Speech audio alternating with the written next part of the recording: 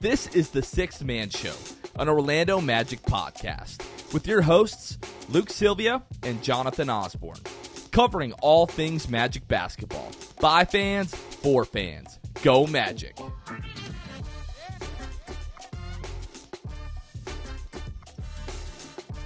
What's going on, Orlando Magic fans? You guys are back with the Sixth Man Show. Today is November 28th, 2022.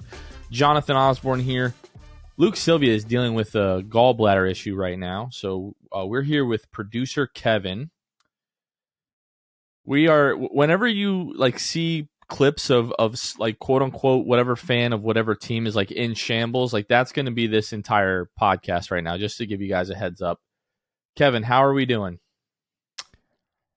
Okay.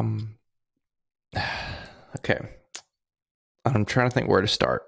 We have a lot to talk about in this episode, so I don't want to steal all the thunder. But so you, me, and Luke. Let me back up. One of the best things that has come from being a part of this podcast has been, and maybe a surprising thing, has been the friendship that we kind of have gained. The three of us. Obviously, we're big Magic fans. We talk about that, but we text not an embarrassing amount, during the week, nonstop, all day, every day. Sure, we talk about the Magic. We talk about other sports. I wake up to you. I go to bed to you. Absolutely. We talk about I other talk to you guys more than I talk to my wife. I know, it's sad. We talk about sports. We talk about our families. We've got young kids, all of us, all of that. It's been great.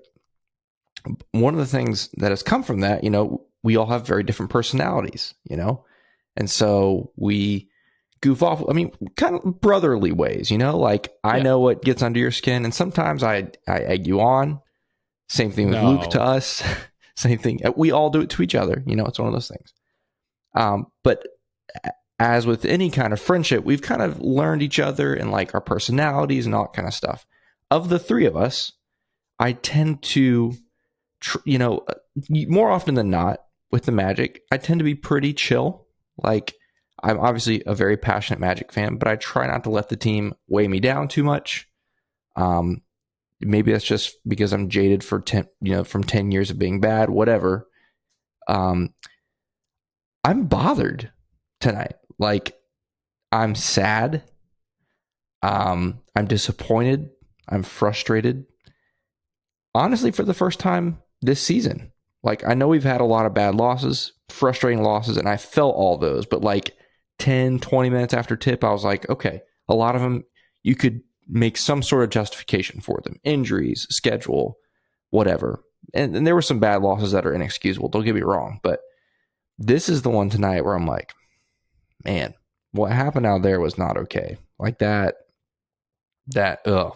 I'm sick. I'm frustrated. I'm angry. And that's kind of where I am right now, Jonathan.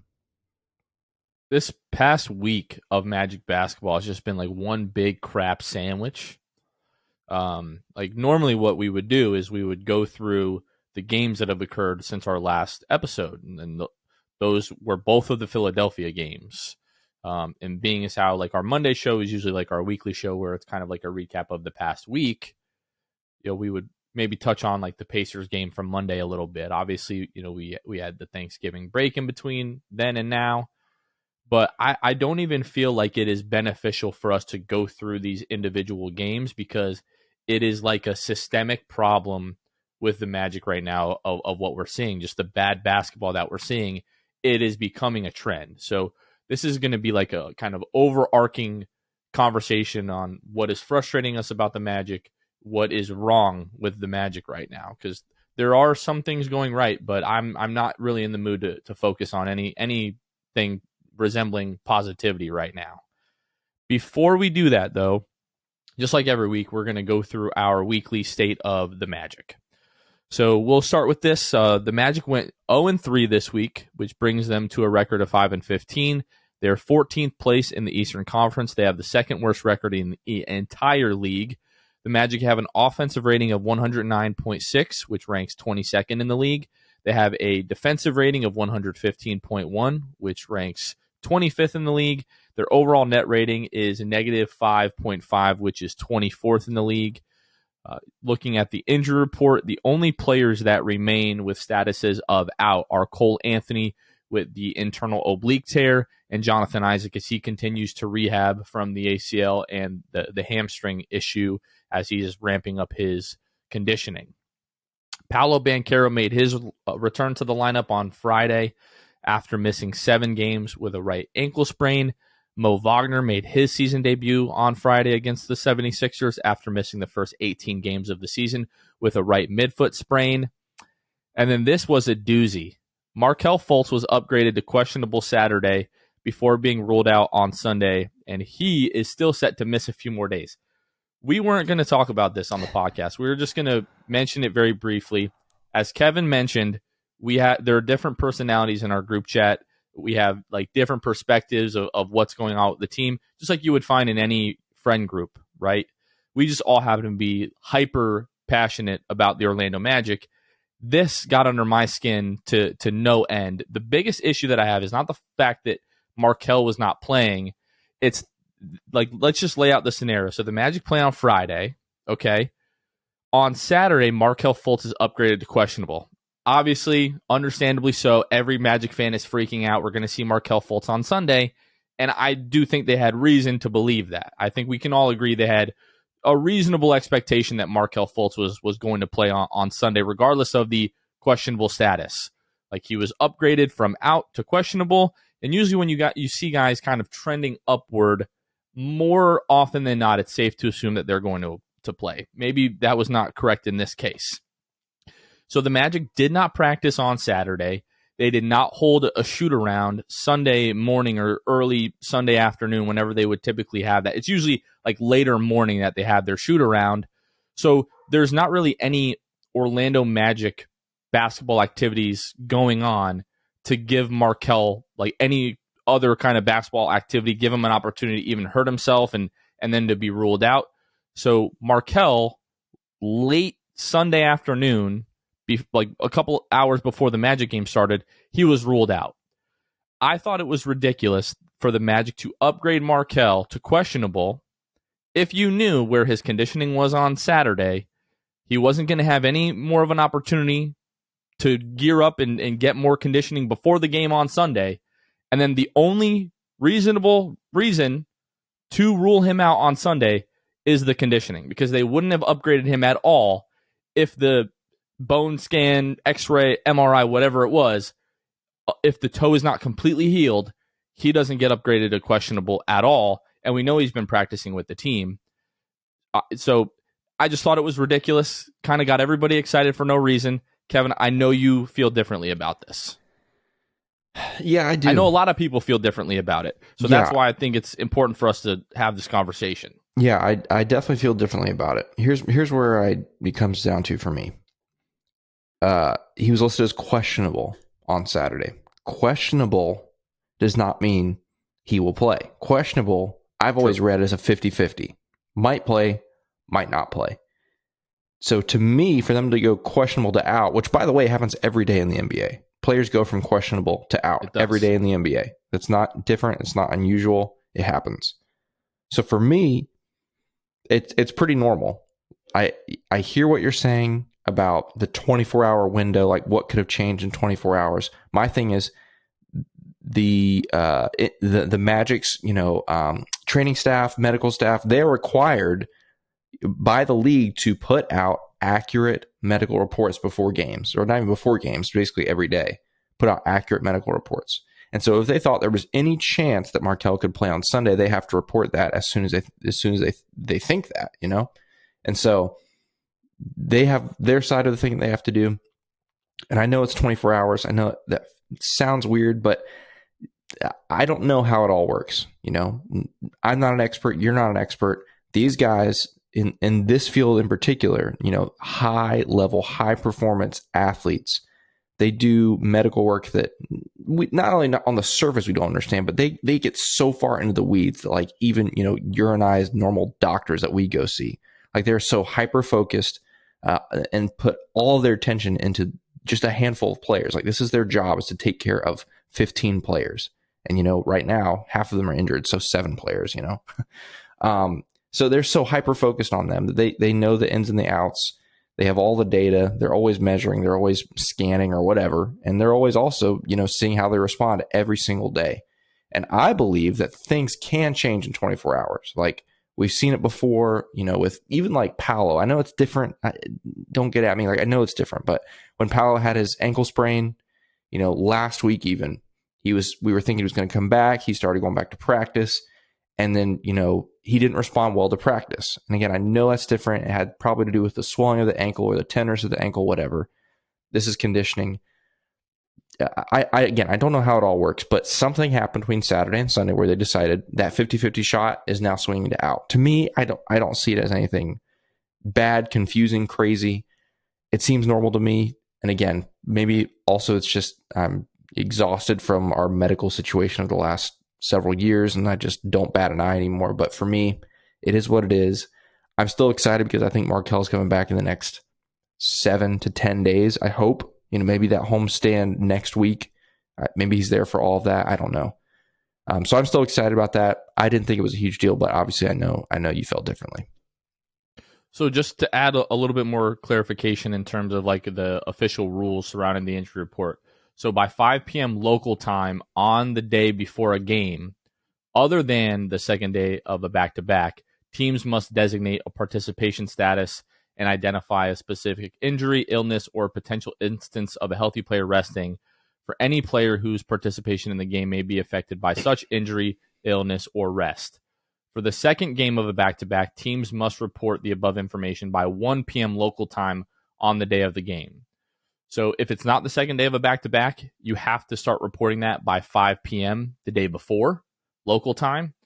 If it is a back-to-back, it's 1 p.m. local time the day of the game. So if they're off, you don't have to have any kind of like injury designation. A lot of times, like you just won't see teams listed on the injury report, like if they're not set to play that day or the following day. If they have a couple of days off, you just won't see them there. The biggest thing for me, and I don't want to dive too into this, because I know that we're just going to kind of agree to disagree here. But for me, the weirdest thing is like it's clearly what we've been talking about, unless there's been some kind of new update, which whether or not the Magic should, give us that information is another conversation. But the only thing that would have changed is like his conditioning. That's what we've been waiting on. The toe is good, or he wouldn't have been practicing. I don't see how anything changes with your conditioning from like Saturday to Sunday. And if he hadn't yet hit those conditioning benchmarks, and you're looking at the schedule and you're like, oh, well, we're not going to have a practice on Saturday. We're not going to have a shoot around. We're not going to have really anything else for him to do between now and then. And his conditioning isn't there. You shouldn't have upgraded him. But I kind of digress. The issue, again, just with the team and giving information is that they don't give enough information. So we're always just kind of asking, well, what happened? And I think that is a bit of an issue, but we've talked long and hard about that. Now, Mosley did say that although he was out, they are going to give him a few more days. So he said that he's not going to play tomorrow against Brooklyn. So I don't even know if he's going to travel with the team. I would hope not, because he could use tomorrow to get some more conditioning if that is the case. So I'm hoping that he's not traveling with the team to Brooklyn. And then as we look to the rest of the week, the Magic are going to play Atlanta on home at Wednesday. That seems like a good opportunity because he will be home in front of the home crowd.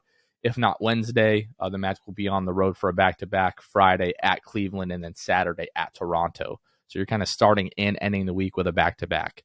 The schedule has not really been all that kind to the Magic at times this season, but I know we are about to get quite a few games at home over the course of the next few weeks.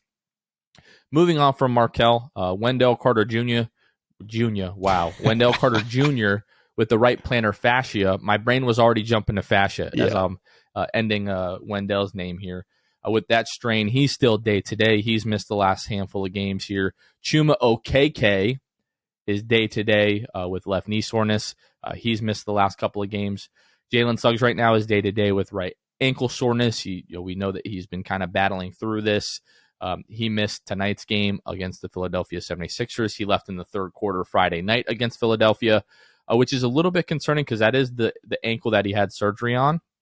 So I'm hoping that that's not going to be a continuing problem. Mo Bamba left Sunday's game at the half with back spasms. Terrence Ross has been kind of day-to-day with some like kind of stomach bug. He talked about it on his stream a couple of days ago.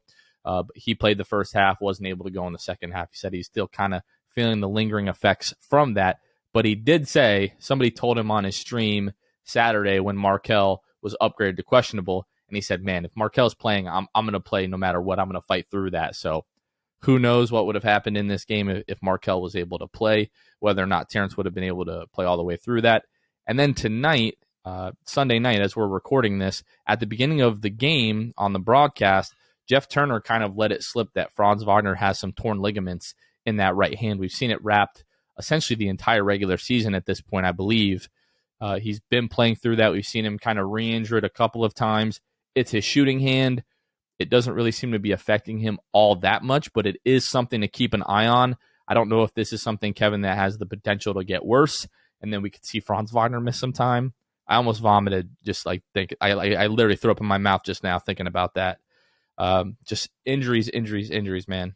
Yeah, that one was very surprising. Not that there was an injury. You know, we've seen Franz, you know, kind of hold his hand from time to time this season. That wasn't a surprise, but to hear it come from Jeff Turner, like of all places, kind of interesting. Obviously, we know this team. Who'd have thunk it? I know this team keeps, you know, information like that pretty well. I don't even want to say that. That's not true. When it comes to injuries, just having injuries, this team is very quick to sit guys for injuries, you know? And so to hear that there is a lingering injury going on with one of our key young guys, and he's not only have we not heard about it, he's playing through it. That was surprising to me.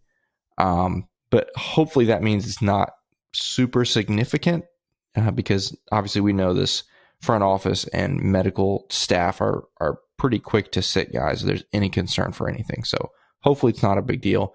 But yeah, that definitely, I was like, what? Wait a second, hold up. That's a thing? That's kind of crazy. That was interesting. I would say that there's probably not any risk of him injuring it further. Right. But if there is, they should burn the Advent Health Training Center to the ground tomorrow. You're not playing these other guys because conditioning or whatever, they're not ready to play and you're sitting them. But if Franz Wagner is out there, pretty much our second most valuable piece on this roster moving forward, if he is at risk of injuring that hand further and they are playing him, then it's just, what are we doing here, folks? Yeah. I'm not saying that is the case. Because of those reasons we just listed, I really don't think that is the case. Yeah. But hopefully the Magic aren't playing with the proverbial fire here. Yeah, for sure. And then the last piece of State of the Magic, we actually have some good news, some more lighthearted news, something to celebrate. Dennis Scott, Orlando Magic legend. It was announced, what was that? Was that last night that on Saturday. NBA TV, Alex Martin surprised Dennis Scott on the NBA TV broadcast to let him know and to announce that Dennis Scott will be the next inductee into the Orlando Magic Hall of Fame, and that induction ceremony will take place sometime this spring at a Magic home game. For those younger fans who may not be as familiar with Dennis Scott, I don't think it is a question. I think he is the best shooter in Orlando Magic history. He played 7 seasons with the Magic. He played in 446 games. He averaged 14.8 points per game, 3 rebounds, 2 assists, 1 steal. He shot 40% from behind the arc in his career with the Magic on 5.5 3-point attempts. In the 90s, that was not very common. Dennis Scott was definitely, kind of setting a trend that wouldn't really feel the effects until a long time in the future. In Orlando Magic history, he is first in 3-pointers made. He is 4th in 3-point percentage. But if you look at that list, like up at the top, it's like Katino Mobley's up there, Courtney Lee is up there. To me, like Dennis Scott should be the all-time, in quotes, 3-point percentage leader for the Orlando Magic. And then, as everyone knows, he was an integral part of that 1995 team that made the NBA Finals. So super excited for Dennis Scott. Well-deserved. It's great to see another Orlando Magic legend be recognized, and really excited for him being inducted into the Orlando Magic Hall of Fame. Yeah, for sure. I mean, super cool. As you mentioned, kind of a pioneer, like kind of ahead of his time for that era. There's the word I was looking for. There you go, pioneer. I almost said trailblazer, but then I was like, that's going to be mixed messages. He was not a trailblazer. He was, anyway. Pioneer, kind of doing something that, guys wouldn't be doing for another 10 plus years in this league. Not to say there weren't 3-point shooters, but his style of play, and just being a sniper, an expert from 3, He would play really well in today's game. He's one of those guys. Like even 20 years later, he would be a great player in today's game. Super cool. I guess I kind of do want to ask you, like, 3D's going in now. If you could take your pick, like who's someone that you maybe either you want to see next or you're predicting that might go next. I think this is, what is this, number 12, they said? The 12th person in the Hall of Fame now, I want to say. I don't remember off the top of my head, but is there someone that you're kind of thinking about could be next, in that Hall of Fame category? To me, I think it's a no-brainer. It should be either Jameer Nelson or Hedo Turkoglu. I feel like it's long overdue. I just think it's time for one of those guys to be in the Orlando Magic Hall of Fame. I know that obviously Hedo Turkoglu, for younger fans, he's been around the team a little bit more. I know Jameer Nelson obviously has a family, and he's at the last thing I heard, he was doing some stuff with the Philadelphia 76ers G League team, if I'm not mistaken. Yep. But to me, it's one of those two guys. What about you, Kev? Yeah, Jameer Nelson first on my list. Slightly, I don't know if it's controversial or not, but Dennis Newman was the former Magic radio guy for a long time, very long time, and then kind of silently pushed out, during COVID when the radio team, kind of disappeared. Slightly controversial in that, number one, I'm still a little frustrated that he wasn't given a proper send off, regardless of why or how that team was disassembled. The fact that he and Joey Colon, who did the Spanish broadcast forever, didn't get a proper send off and barely got a press release.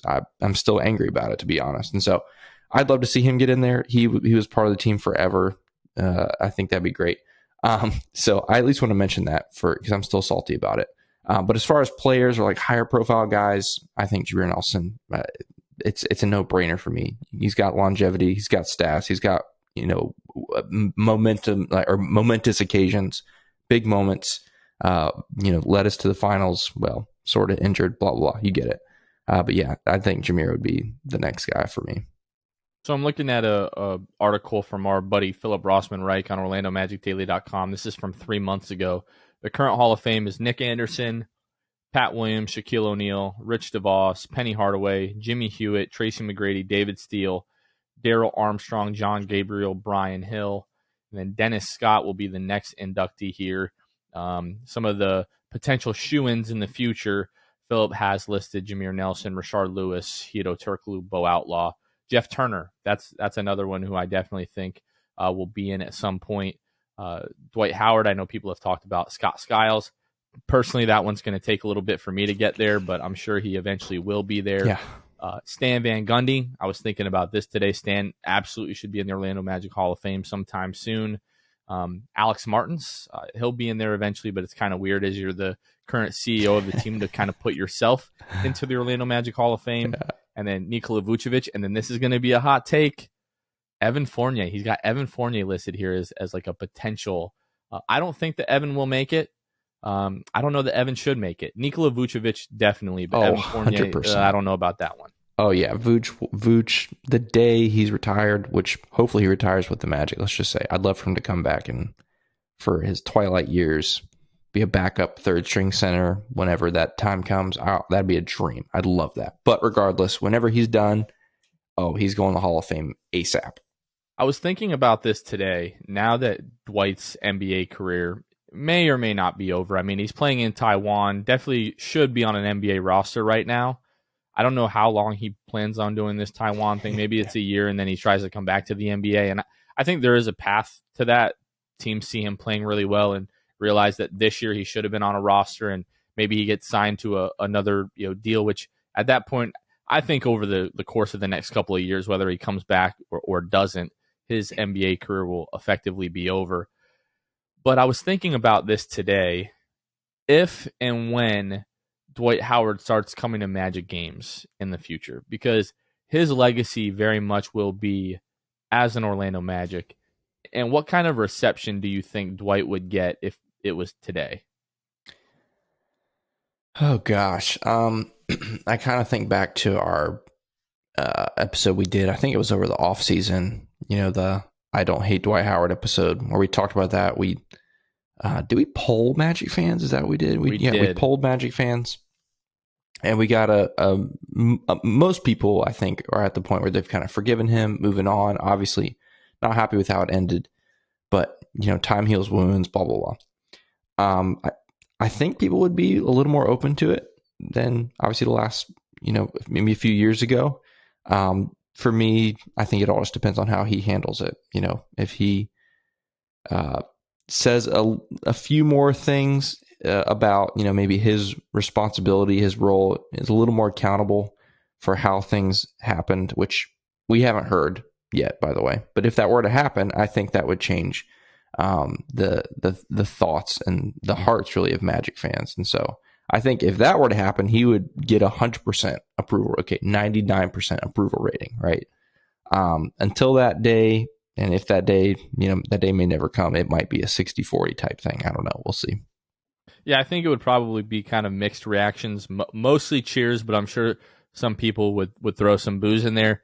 The accountability and kind of accepting, his part in everything that happened, I just don't see that happening, at least not for a long time. I don't think it's happening anytime soon. But, and I don't even know if he would come to Magic games. I really don't know how he feels about. He hasn't spoken too much about the organization, since he left. And the most recently, I think that you and I heard him talk about the Magic was his appearance on the Knuckleheads podcast.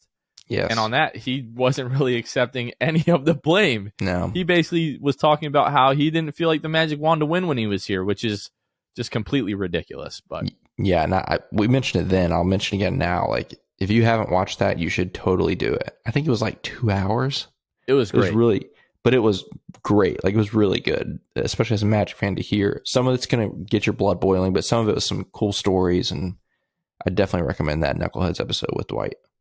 Absolutely. Well, again, we meant to bring this up just to talk about Dennis Scott and congratulate him. So, again, a much-deserved congratulations to Dennis Scott, and we are very much looking forward to your induction ceremony into the Orlando Magic Hall of Fame, where you rightly belong. Really looking forward to that.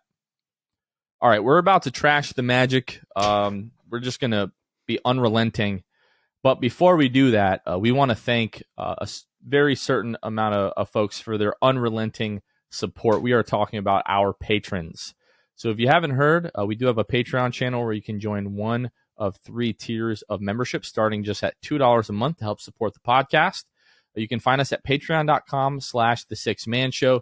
We have a number of benefits and tiers that you can choose from. One of our benefits is that we shout out all of our Hall of Fame tier patrons on every single episode. And I'm going to start that right now with the usual suspects, the Court Cousins, and then Armin, Carson Tulo, Jonathan Borges, Normal, Magic Player History, Julio Bailey, Gabe Gaines, Wiffle, Michael Martin, Jamel Miller, Michael Salapong, Franz Go to the Show, Ryan Singh, The Distract, Mo Bamba Yo Mamba. It's not Okiki to say Okiki.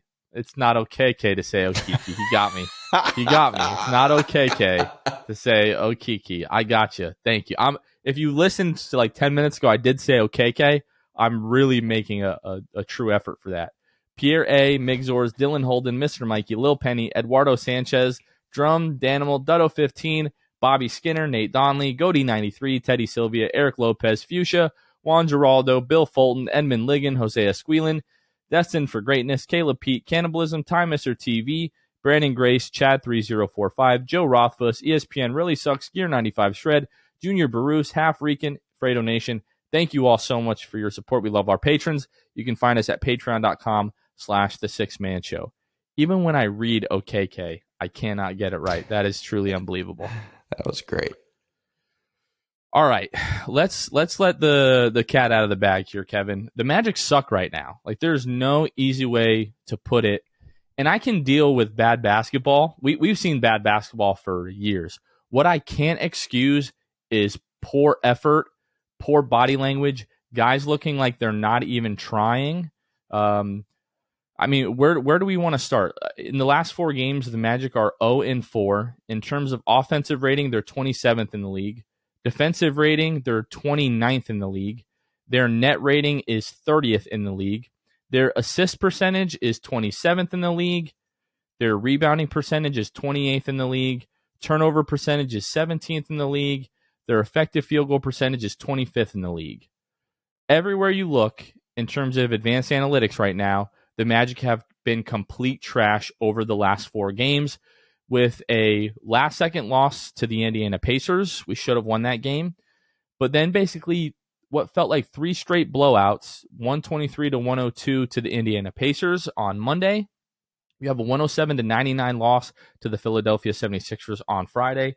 It wasn't a blowout loss, but it felt like a blowout loss because, as everyone knows now, the Philadelphia 76ers were missing their 3 best players in James Harden, Tyrese Maxey, and Joel Embiid. You come into that game with an expectation that the Magic should be able to find a win.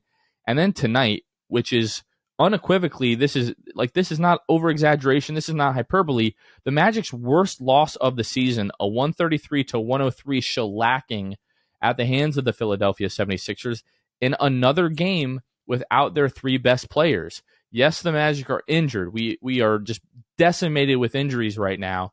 I know guys are tired, but there is no way that Shake Milton, George Niang, and Furkan Korkmaz should be destroying the Orlando Magic like this, Kevin.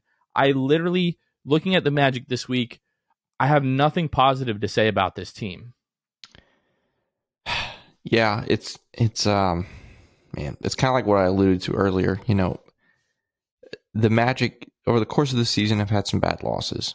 They've had some close losses in games they should have won. You think about the first game of the season, Detroit. You think about even recently the Sacramento game, or even the Indiana game just last week. Games like that were close, should have won. You fell short. For the most part, you know, they've played really hard in those games. They just didn't execute or didn't hit shots or had a couple defensive lapses. Like I think about that Detroit game. Defensive lapse cost them the game at the end there. But for 47 minutes or so, you felt pretty good about effort. Maybe not the entire 47, but you know what I'm saying. There were glimpses of either good basketball or good effort or good focus or even just teamwork. Like, and then you get to tonight, you know, especially this game. It lacked everything that we have come to expect from, honestly, a Jamal Mosley coach team. Like, forget basketball, you know, even when we've had a terrible lineup, you know, in the last 2 years because of injuries, even when we've had, you know, even just last week when we had 7 guys out and we're having to throw together all these crazy lineups, you would always expect them to play together, you know, at the very least, like fight, play hard, compete all the way. Sometimes you still get blown out. That happens, whatever. You get outperformed by much better rosters. That happens in this league all the time, especially with a roster like the Magic. You're going to come up against superstars that are just going to, you know, just do their thing and they're going to clown you and it's going to be whatever. We see that all the time. But tonight, to come up against a team that doesn't have that superstar factor, like obviously Tobias Harris is a great basketball player. Like he's very good. He has flashes of like superstar moments. Like he's a guy that is capable of taking over a game. Like I know he's not a number 1 guy, won't probably ever be again, but he's capable of that. Outside of that though, man, that's so frustrating. And what was frustrating to me was not, you know, especially tonight, it wasn't like they were just like, we were leaving a bunch of open threes. Like, I mean, there was some of that, but for me, it was just the lack of attention to detail and lack of effort in the paint. Like the numbers, especially the shot chart. Like I sent you, Luke, the shot chart. There are so many green circles in the Philadelphia paint that you can't even see the rim. They had 33 attempts at the rim tonight. They went 29 of 33 at the rim. 33 attempts at the rim. We had 14 for context, by the way. They could do whatever they wanted. Bol and Mo Bamba on the floor for large stretches of this game. Yes, and guys like Paolo Banchero and Franz Wagner who are very capable of getting to the rim on their own. We had 14 attempts at the rim. They had 33 attempts with that lineup, not with Embiid. With Embiid, maybe it should be closer to that number. Without Embiid, without James Harden, who's always going to get to the rim too, they had 33 attempts at the basket.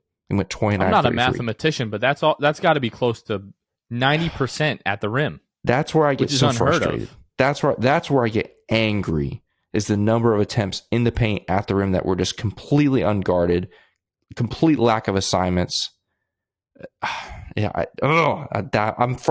that's what gets me mad. That's what gets me mad. And so, lots of things to talk about. Offensively, it wasn't great too, but that stuff right there is what just drives me crazy. And I don't mean to like, use Georges Niang as like a meme, but like he's not Shea Gilgeous-Alexander breaking guys down off of the dribble. And when you can't stop that guy at the point of attack and he's breaking down your guards, and then your twin towers, Bol and Mo Bamba, aren't able to make a play on the ball and deter these guys, and they're just getting to the rim at will, you have zero chance to win. People killed Nikola Vucevic for years for playing drop coverage and then getting just destroyed at the rim by other teams' guards. And the issue was always, well, you have Terrence Ross, DJ Augustine, and Evan Fournier as the guards on the perimeter, and those guys can't keep anybody in front of them to save their life. And that was the case tonight. If you cannot, it comes down to effort, it comes down to pride, and like whether or not you give a damn in stopping your individual matchup from getting past you. I'm sorry, we've talked so much about RJ Hampton and how great he's been this year. One play in particular, he let Georges Niang just drive by him like he didn't exist, like he was expecting the help defense to come from either Bol or Bamba, and just let Niang get right to the rim just completely, and I hate this term, unmolested, because that's what it was. There was zero effort. And the body language was another thing tonight. In the second half, when you're down 25 points, the Magic make a little bit of a run to cut it to 18, and then within 30 seconds, the Philadelphia 76ers are back up by 24 or 26 at that point. I don't remember what it was.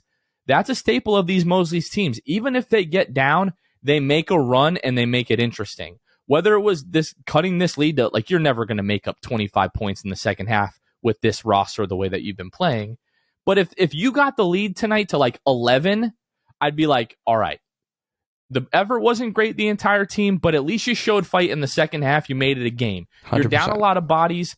At least you made an effort there towards the end of the game to try to win it. And there was none of that tonight. Yep. It's crazy. Yeah, and for this felt to me, especially in the second half, like the second night of a back-to-back. Like it felt like, okay, they battled so hard last night. They just ran out of gas in the end. They saw the scoreboard and they're like, we're not coming back from this tonight, whatever. The fact that they had a day off the day before and 3 days off before that, so none of that is applicable here. And it's even more scary for me, we play Monday night in Brooklyn. And so that's going to be a gigantic test of this team's character. Against a Brooklyn team that's like starting to figure things out, by the way. Right, absolutely. That's going to be a gigantic test of this team's character. Second night of a back-to-back after what happened last night. And I also, hope they you're still don't injured. show up. I hope they don't show up on Monday. I'm going to be so much more frustrated if they play up to Brooklyn's level Monday night. Remember that whole different personality thing? I hope they show up. I hope we win. I'm just saying that. I hope that goes well. Just kidding. I want them to be embarrassed. They should be embarrassed after an effort like this and after the effort they gave in all three of these games that we're talking about this week. Like the Indiana game, like you had them in the crosshairs. What was that, last Saturday night that they played in Indiana when they lost, when they shouldn't have lost that game? You had them dead to rights in that game, and you lose it on the road. And then you come out and you give that kind of performance on Monday night. And then, look, all right, we've got a few days off. Everybody enjoy Thanksgiving with your families. Come back refreshed. And you get your butt kicked on Friday night. And then it's like, okay, everybody, like, come on. We got to get this. We got to get things together. This should have been a game that we win. They don't have all of their guys. We don't have all of our guys. We got to find a way to split this. And you come out and you get blown out by 30 at home. Yeah. It's embarrassing. It's pathetic. It's so frustrating. People are shutting off the game at halftime or at the end of the third quarter. For the first time in a while, I don't blame them. Yeah. I can't bring myself to do it. People that don't want to go to games or selling their tickets right before tip-off, I don't blame them. Yeah, it's funny. They fooled Vegas too. Like we were favored in both of these Philly games, which is, on paper, you kind of get it. We talked about the absences for Philly, but, that's surprising that Philly even favored us at all, especially tonight. Like I thought after Friday, they would have been like, okay, but to be favored tonight and then to do that is embarrassing. Yeah, that's what I was also going to say. One of the things we talked about at the beginning of the season was how great the crowds have been. Like, in the first, not even 2 months. Until this week? Right, really up until this week. Crowds have been great. Fans have been great. But we talked about it. Like, as these losses keep piling up, it's going to be harder and harder to manufacture that kind of energy. And man, obviously, I don't know how it was Friday. Wasn't I think the final score was flattering for the Magic, like we talked about. But tonight, there was no energy. And honestly, I'm grateful it was the Sixers and it wasn't the Knicks or the Celtics or the Lakers, because that bloodbath would have been even more painful, because we would have just heard those Celtics, Knicks, whatever fans, for 48 minutes just be obnoxious. So I hope that we can get some form of energy over these next 4 games, because I believe that 5-game homestand is after this next stretch of 4 games, if I remember right. So we got to get some momentum going, or otherwise it's going to be a long season, not just overall, but even at home. We've heard guys talk about, even RJ Hampton talk about on his podcast before the season started, about how, when the big teams come to town, we can lose the building. The building might be lost against everyone, for the second half of the season, unless we can find some sort of energy, some sort of boost. And right now it looks a little daunting. Maybe it's when we get guys healthy. I don't know, but tonight was definitely not helpful in that regard. I've got to tell you, people are sick and tired of it. Like you had the building finally for the first time in 10 years. And it took you, it's been an accumulation. Like it's been a slow trickle, I think. But over the course of the last 2 weeks, like it really seems like you've lost the building. Friday, I'll give it to people. It's Black Friday. It's the day after a major holiday. Sure. Going to be tough to have a great crowd. Tonight you get blown out like the crowd sucked. But people are talking about not watching the games, not showing up to the games. Honestly, why should people waste their time? I've got to tell you, when Markelle Fultz was ruled out tonight, I told my wife, I don't want to turn on and I don't want to watch this game, because I knew I knew it was likely that we were going to have a losing result tonight because of what we saw Friday night. And I didn't expect it to be a blowout of that proportion, but it's especially frustrating. And I hate to be like, oh, poor us. It's especially frustrating because I feel like the 3 of us waste our time like double time. All the time that I sit and I think about what we're going to do on the pod, or what we need to improve, or, oh, we should do this, or, hey, we're trying to bring on another writer to bring people content. Like time I could be spending in my kid's room 10 feet from me playing with my kids, I'm spending watching this team not give a damn. And that is so frustrating, because I feel like I'm wasting my time twice. I'm wasting my time watching the game. I'm wasting my time talking about the games. And I don't mean to make this about us. Fans in general deserve better, right? Whatever you want to say about like leveling up, like people like are just saying, oh, well, they were lying about that pretty blatantly. But we were sold on this team leveling up and seeing an elevated level of accountability this year. And I will give the Magic the benefit of the doubt to a certain extent. Yes, you have not had healthy bodies on the floor, but the guys that are healthy, effort should never, ever be a question. And that's the 3rd time in the last week and a half. Going back to like the Charlotte Hornets game, where we're literally questioning effort with a young team. That should not be the case. A lot of people are also making excuses for these guys playing a lot of minutes. The only guy on the Magic roster that is in the top 50 in minutes per game in the NBA is Paolo Banchero. If you want to give Paolo a pass for that, I'm fine with that. But we're talking about a kid who just turned 20 years old. Franz Wagner is 21 years old. All these other guys are basically under 25, right? Like, the minutes should not be an issue right now, okay? I'm not buying into that excuse. It's just like from top to bottom, we need to start holding this organization to a higher standard. People are going to think I'm being dramatic, over-exaggerating. Kevin might even think that to a certain extent, and that's fine. At some point, the losing, all of this other crap, has to be put to an end, and we have to stop accepting this as a fan base. Yeah, and for me, like, I know we have to acknowledge the injuries. We've mentioned already, this team is hurt. We are missing key guys. We're missing whole positions. We didn't have a point guard tonight. Like, we understand that. We get that. And those things should lead to losses. Like, let's just be honest. The current state of this roster, even when fully healthy, it's not built to win 50 games in a season, obviously. Like, this is a rebuilding mode that this franchise is in. And when you add the injuries to it, that makes it even more true. Like, I totally understand losing games because of injuries, but that is the injuries do not excuse the lack of effort, attention to detail, focus, all the things we talked about tonight. I just want people to hear that. Like, we know this team is hurt. We get that. But that does not mean that guys who have their roles and have their assignments can't stick to those. Like, there's no excuse. Like, it's not an excuse. The injuries are an excuse for losing. They're not an excuse for what we've seen the last few days. That's basically what I wanted to add. People are also like really upset about the rotations, and I do get that. I just wish there was more transparency from the organization. Like, if the goal is to play Paolo and Franz together the majority of their minutes on the floor, you have to understand that you are going to be conceding wins to make that point, right? Like, right now, especially with all these guys out, if the goal was nothing but to win, you should have Paolo and Franz on one of those guys on the floor at all times. Tonight, it was Paolo comes out pretty shortly after Franz was coming out. Paolo comes back in pretty shortly thereafter. Franz is coming back in. So it's just not clear communication from the front office. I do feel like it's something that they kind of they should have been more clear with the expectations for the season, other than like leveling up, right? Like, they did talk like a little bit about development, but when you sell leveling up and a higher level of accountability, to me that comes in the forms of wins. Like, that's where we should see the growth. And we saw that. We did see growth at the beginning of the season. We were playing all of these close games. We were leading the league in clutch games, and those have basically evaporated as of late.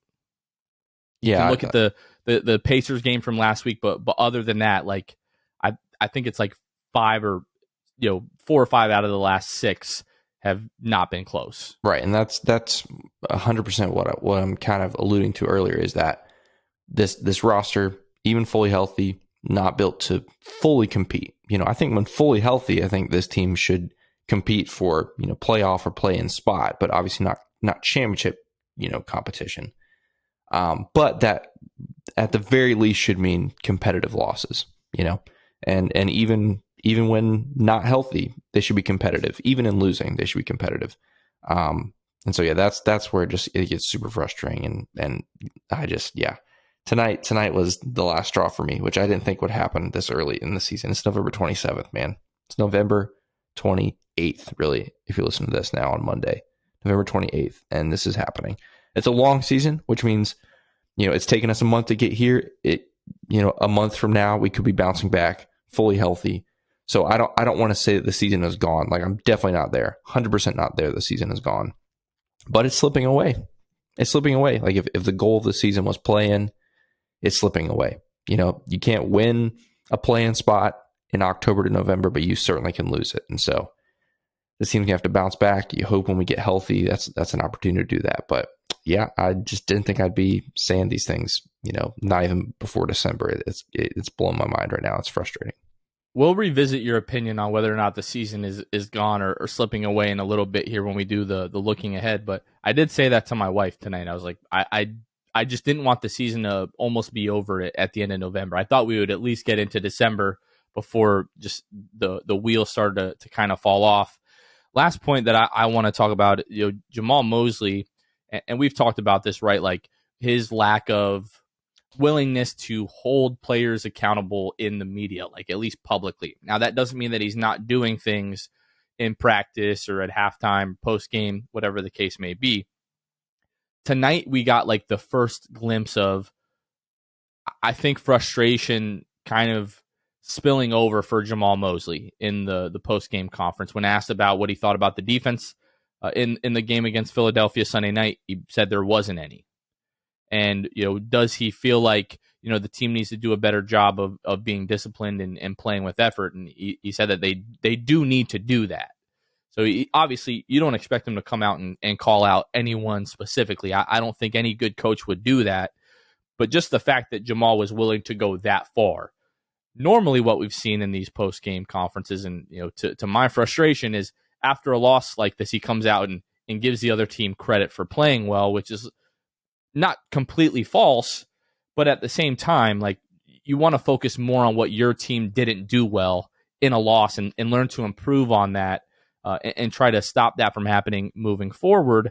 I do feel like he is put in kind of an impossible situation here with so many guys that are being out. When asked about the injuries, he said he's never seen anything like this, where at the end of the game, when Terrence went out, Mo went out, they had 7 guys total to play in the game in that second half. So he is being put in kind of an impossible situation, but I don't think we should baby these guys. Like, I understand it's a young roster. I know that you don't want to lose them, but part of the NBA is being able to deal with criticism. You're on the world's largest stage, right? Nobody is going to miss out on being criticized if they don't play well. And I do think a coach criticizing the team publicly at some time can have merit. You don't want to come out all the time and be overly negative, but I think at some point you've got to try different things to light a fire under these guys. And whatever he's doing recently hasn't seemed to be working. Yeah, it's hard because you, in my mind, you would hope it'd be going the opposite direction. Like, as you go into a season, I know, it can be, obviously it's a long season. It can be mentally, physically exhausting. So there's always going to be that working against you. Like, no matter how a team is playing, obviously if you're playing well, it's going to lighten your spirits a little bit more. But regardless, it is a mentally and physically exhausting 82 game season. But on the flip side, I would hope that the more this team is together, the more this team is, working with and alongside the coaching staff, including Mosley, I would hope that some of those things that he's trying to instill in them would strengthen, would get better. So the fact that we're seeing the opposite of that is what's concerning. And I don't know where that comes from. I don't know if that comes from just feeling kind of demoralized for the current situation with injuries or whatever, and guys just feeling, down about things, and that's spilling over into the games, or if some of the things that Mosley is preaching are just, kind of becoming mundane and routine. And again, I don't know. I don't want to speculate on any of that, but regardless, it's starting to slip away, and I don't just mean the losses. I mean, we already mentioned this, but the really close competitive losses are now becoming blowouts. We didn't see any blowouts the first 2-3 weeks of the season. None. We lost a lot of games. We didn't see any blowouts except maybe one. And now we've had this happen, a handful of times in the last 2 weeks already. And so I hope it's not a trend. But certainly the Magic are trend. That's what I was about to say. It's certainly, trending the wrong way right now for sure. Yeah, it just sucks. Like, I partly blame myself for like how upset that I am personally about this. Some of the unrealistic expectations that I might have had coming into the season. But again, nobody saw the amount of injuries coming. But the only thing is, like, I cannot stand for a lack of effort, like, ever. Like, you're getting paid to do this. People are spending their hard-earned money to come to these games and to support you. They're taking time out of their like personal lives to sit down and watch games. Like, people that, whenever I hear people say like players don't owe fans anything or teams don't owe fans anything, it is completely the opposite. You owe them everything. Without the fans, none of this exists.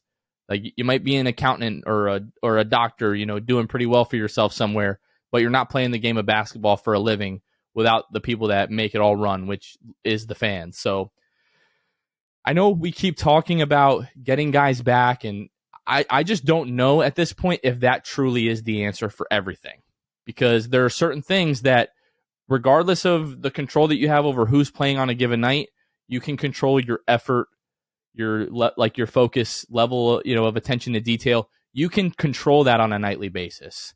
And I don't know that all of our issues, we know that not all of our issues are getting solved with guys coming back. But I'm starting to question exactly how many of our problems are going to be solved when guys start to come back. Sure, the point guard play is going to be a lot better. Jonathan Isaac coming back, is going to help the defense to a certain extent.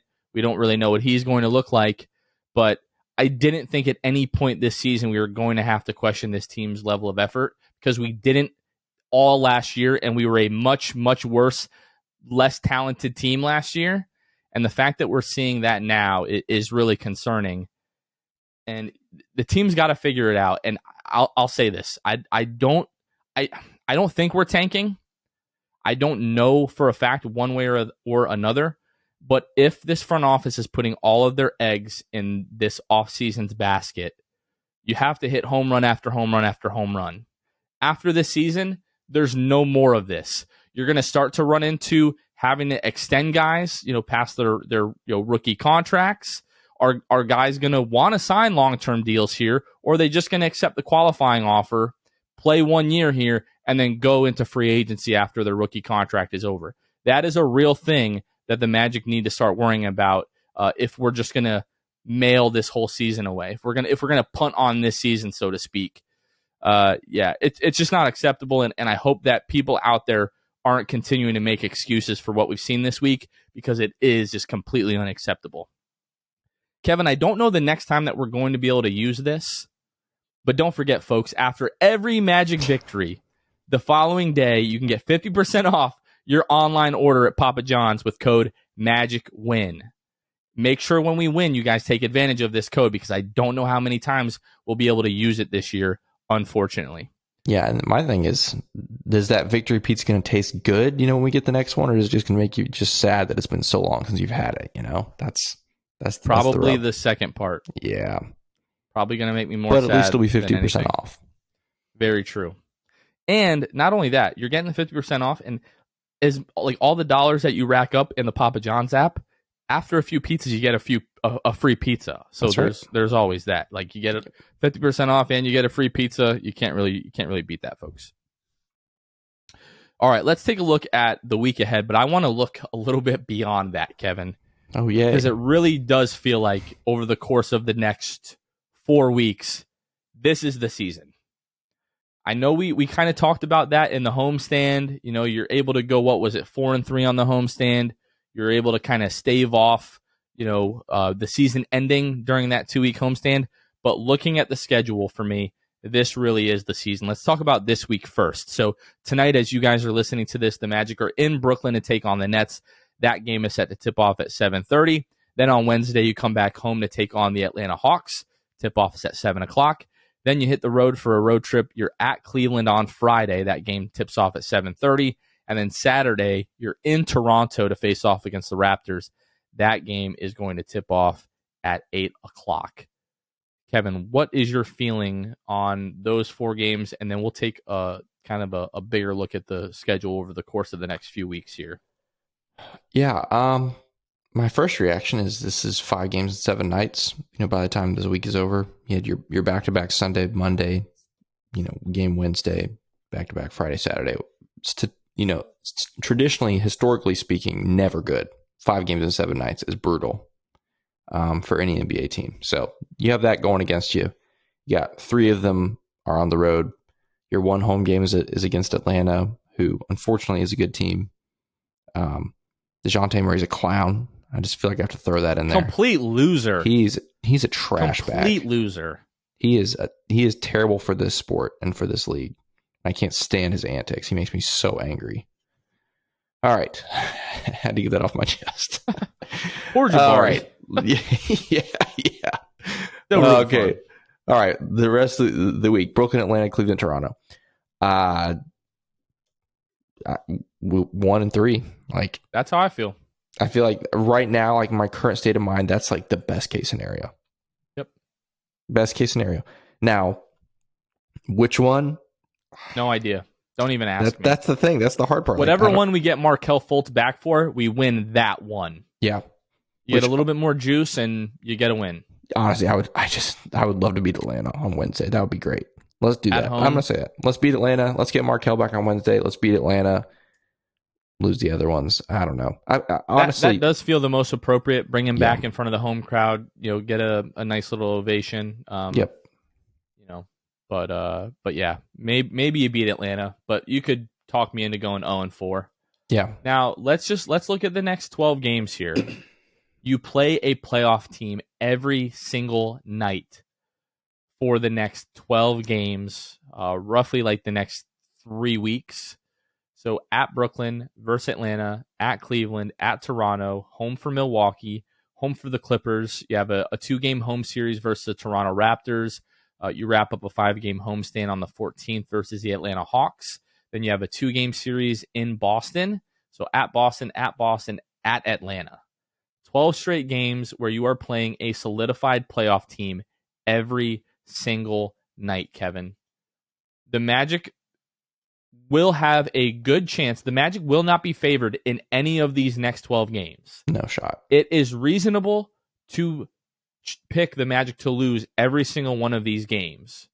And if the Magic were to do that, the Magic would then be 5-27 on the season if they were to. Now, history tells us they will pick up a couple of these games. We don't know which ones they are. Yeah. Statistically speaking, the Magic will win a couple of these games. But I don't think it is impossible for the Magic to lose each of these 12 games on paper. Right. You can't pick a single game and say the Magic should win that game. Yeah, but let's say even if they win 3 of those, let's say they win 3, go 3-9.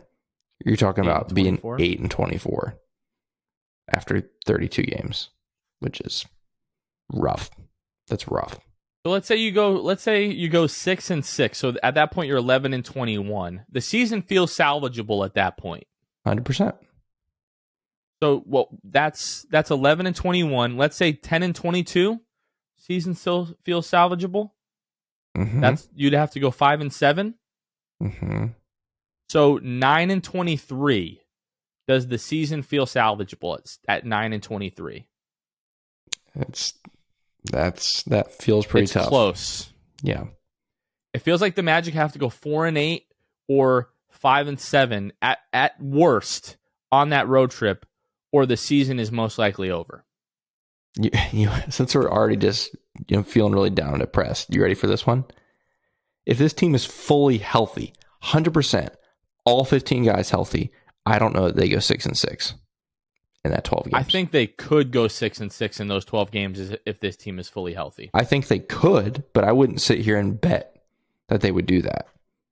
And so for the fact that we know we're probably not going to be fully healthy all 12 of those games, the idea of 6-6 feels very daunting to me, unfortunately. Fully healthy, I feel pretty comfortable that we could take 2 of 3 from Toronto. Yep, I agree. You'd probably still split with Atlanta. Mm-hmm. Or, you play Atlanta 3 times. 3 times, yeah. Fully healthy, you could talk me into picking up 2 out of those 3, but it most likely would be 1 and 2. Fully healthy, I don't know that you split with Boston. Boston is so freaking good right now. Boston's a machine.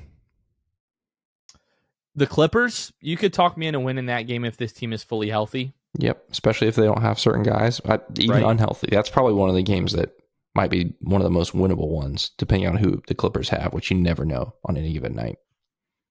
Cleveland, I know they've gotten off to a good start, but I think healthy, we match up with them pretty well. That would, I wouldn't say a coin flip. I'd still favor Cleveland to win that game. I think I could talk myself into 6-6 if we were fully healthy, but we're not. And we're talking about needing to go 4-8, 5-7, or all of a sudden, like, just as an organization, you start to look around and you say, like, we're, what is that, 12, 13 games under 500? Sure.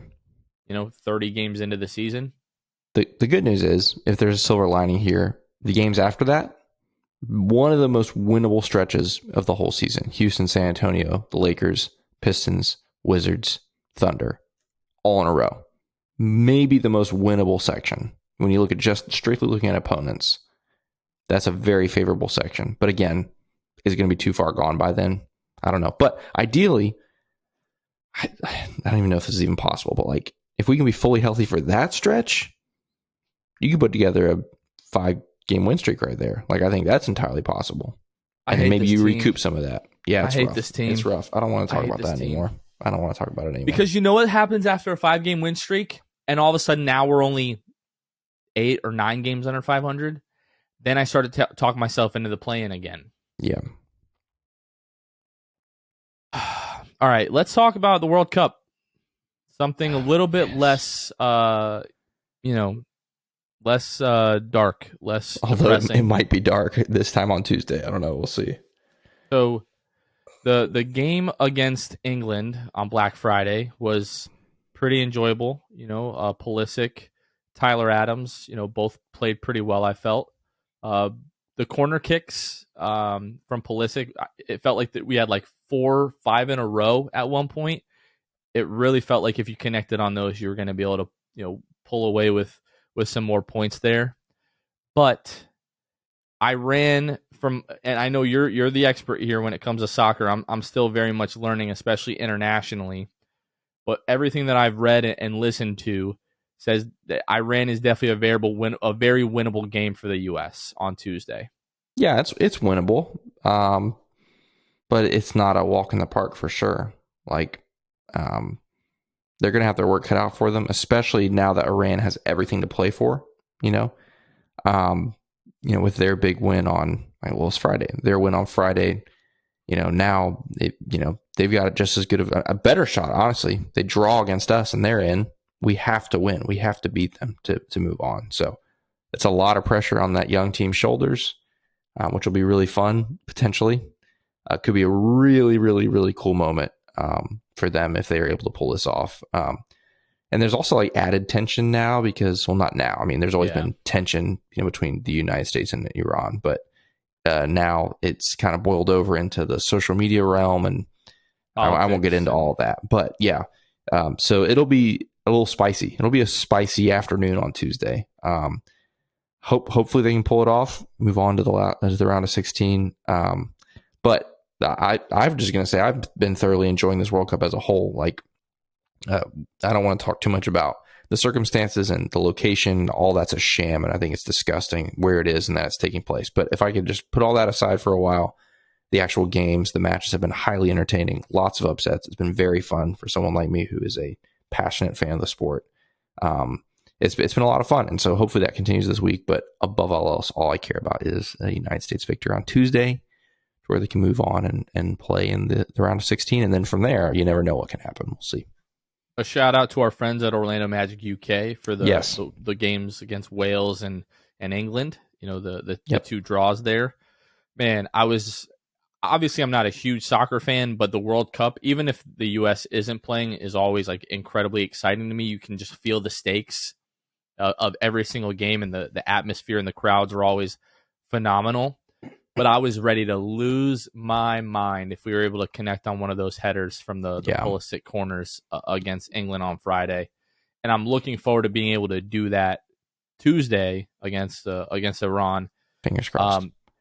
The biggest thing for me is, obviously we know, like, for a large majority, we take sports very seriously here in the U.S. Soccer has not always been the case. But I'm hoping that if this team performs well at this World Cup, sports has a really awesome way of bringing people together and galvanizing people. And though I know this U.S. men's national team has gotten a lot of attention, I think the game on Friday was one of the most watched. It was the US most watched national time of all time. Mm-hmm, that's right. But I still don't feel like enough people are talking about it, and I feel like a berth into the knockout round, or like even into like the semifinal, quarterfinal, whatever, I feel like it would be the story nationwide if our men's national team is able to make a deep run into the World Cup and hopefully inspire like the next generation of U.S. soccer. And maybe in our lifetime, we'll be contenders to win a World Cup. To me, that would be the best result from the World Cup for the U.S. Yeah, and honestly, 2 points I want to make there. If they can beat Iran, which is a big if, like I want to make that very clear, big if. If they can do that, though, that they will play. They'll probably come in second, assuming England beats Wales. They'll come second in their group, and so they'll play the winner of Group A. Every team in Group A looks very beatable. Netherlands, Senegal, Ecuador, every team. Whatever team advances, all of them look very beatable. And so the idea of the United States in a quarterfinal is not, that's not unheard of. And so that could be really cool. Which, what if is I'm not mistaken, the quarterfinal is the furthest the U.S. has ever made it in the World Cup. Is that correct? that would not be correct. I think it was They like made it to a semifinal. 1950, I want to say. Wow. Like, oh, well, in our lifetime. Yes. Certainly. In my Yeah. parents' lifetime. Yeah. Long time ago. But yeah, so, and the other thing I was going to say was the fact that the 2026 World Cup is in the United States, and the fact that we have such a young team right now, the idea that these guys are going to be 4 years older, but in their primes in 4 years at home, that gets me juiced up. I literally said, in 2000, whatever it was, whatever year, 2010, like back when they announced that this wasn't going to be in the United States, but I said that whenever this World Cup is done, I'm going to start putting a little bit of money away every month so that in 2026, 4 years from now, I'll have saved up enough money, ideally to go to either every group game, like I want to fly around and go to all of them, or if the team's like really good and trending up, I would instead save it for whatever knockout, maybe a couple knockout games or semifinal or something. That would be crazy. But obviously a lot needs to happen between now and then, but that's the daydream that I have. It's so funny because literally everyone I know, whenever we talk about the World Cup or the World Cup gets brought up, especially in 2026, everybody has plans to go. And that's just not possible. I know that's going to be nationwide. Yeah. Everyone's having conversations in their group chat. Boys, we're going to Miami. Or boys, we're going to New York. We're going to Atlanta. We're going to go watch the World Cup. I know not everyone is going to be able to do that, but I'm very much looking forward to that. I've talked with some of my buddies. We talked about either like Miami, Atlanta, New York, wherever the U.S. is like playing the closest. I know it's just going to be outrageous, but it would be the experience of a lifetime. It would be. It will be. It'll be a lot of fun. I think just for me, I know we're going to wrap it up here. I just have to go from one football to another. It's great that Florida State University is back on top in the state of Florida for the first time in a few years, back in our rightful place at the top of the state. So I just had to throw that out there. It's not all, doom and gloom around here. Obviously the Magic suck and that sucks and that's the worst, but at least Florida State redeemed the weekend. We're back on top where we belong. Go Noles. And I just had to throw that in there.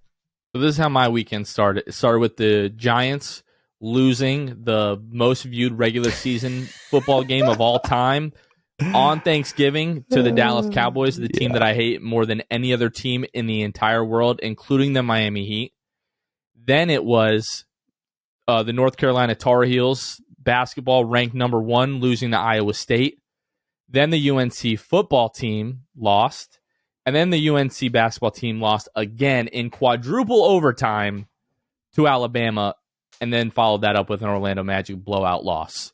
So my weekend has been absolute trash, apart from the leftover grilled cheese sandwich that I had, that if you follow me, my personal Instagram, do yourself a favor and check out that story. Every year after Thanksgiving, my wife takes the leftovers. Let me just give you the recipe, okay? It's your leftover turkey, bacon, Gouda, and then she takes Publix's cranberry relish, mixes it with mayonnaise. You slather that on both sides of the sourdough bread. And then you can throw. I also throw stuffing on mine, but you can throw whatever else you want on that sandwich. And then you grill up the grilled cheese, and it is just bangarang. Here's what I think. I think you should go ahead and save that picture and throw it on the Six Man Show Twitter account. That's what I think. I think people are going to want to see that. I think they need their spirits lifted. And the second I saw that picture, man, that changed my night. I was like, "Oh, baby, that looks so good." So let's post that. Let's give the people something positive tonight. Hey, hopefully this will cheer you up. Yeah, maybe I'll do that. That's right. You got to say, mention this on the show. So, if you guys want to see that, Jonathan's going to post it to our account. That picture is nice. Yeah, I know that was good. Even. Ooh, come on now. Even better. I know that was good. I know that. Yep. All right, our prayers are with our buddy Luke. Hopefully the gallbladder situation gets taken care of pretty quick. Hopefully you start feeling better. Talk about a guy with just a lot of pains the last couple of months. That dude is go to the doctor, get some blood work done. Take care of yourself, man. Come on. Gators lose as well to Florida State. I mean, just add it up. Poor guy. Yeah. What a rough weekend. Poor guy. All right, folks. Well, for Kevin Tucker, this has been Jonathan Osborne. You guys are listening to The Sixth Man Show. We will catch you guys next time. See ya. Thanks for listening to The Sixth Man Show. Be sure to subscribe on iTunes and Spotify to get new episodes downloaded directly to your phone. If you enjoyed the show, please take a minute to give us a 5-star rating and a review. It helps out the show a lot. Follow us on Twitter, Instagram, and Facebook at Sixth Man Show. We'll catch you guys next time. Go Magic!